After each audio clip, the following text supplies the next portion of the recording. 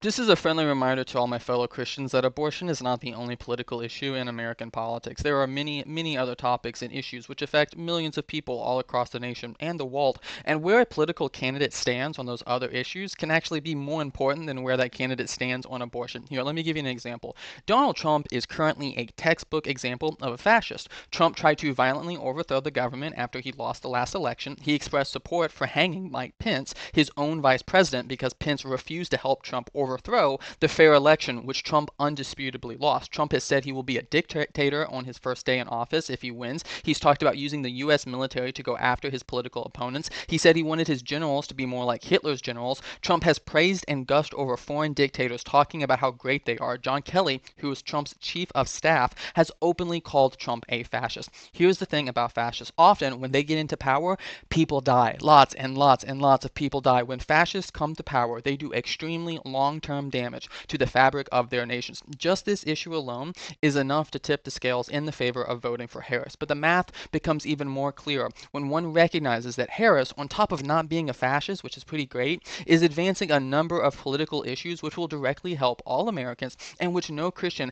can be justified in having any issues with. These are things such as helping make medical care more affordable and accessible, raising the minimum wage, supporting unions, establishing paid family and medical leave, and making home care for senior citizens more affordable. And I suspect some of you might be tempted to just slam your fist on the table and say, well, this is how many babies are being murdered every year, and nothing can be more important than that. And this brings me to my next point, which is having a pro-life candidate in office doesn't magically stop all abortions from happening. Heck, it doesn't even ensure that they're going to go down. It's not like there is some switch in the Oval Office that the president can just switch to magically make abortion stop happening. In fact, there were more abortions under Trump's presidency than there were under previous presidents. There was a steady decline in abortion that had been going on for roughly 30 years before Trump's first term, and that decline reversed once Trump's term happened. How can that be, you ask? Well, there are likely a variety of issues which went into that increase, and we should be careful about attributing it to any single cause.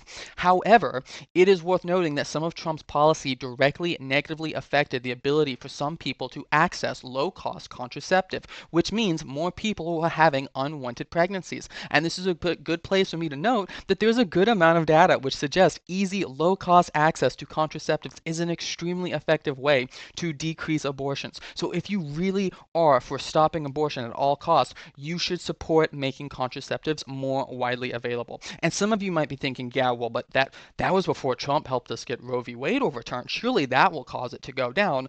Well, actually, it hasn't. The abortion rates in 2023 are higher than they have been in a decade, despite the overturning of Roe v. Wade. Once again, reiterating my point that it's not that simple. Some of you are willing to let a wannabe dictator get into office on the sole hope that it will somehow magically stop all abortions happening immediately, despite the fact that the current evidence suggests it is extremely unlikely that that will happen. When you make yourself into a single issue voter and you make that single issue abortion and you fail to account for all of the many nuanced, messy other issues at play, you're just making yourself easily manipulated because people like Trump know that they can do whatever they want so long as they tick that one box while giving a speech and they know they have your vote. So in conclusion, to all Americans watching this, please, please, I beg of you, go vote in the upcoming election, and please vote for the one person who actually has a chance at stopping our country from going down a very, very dark road. It's not that inconvenient to vote. It doesn't take that long, and this is the future of your country.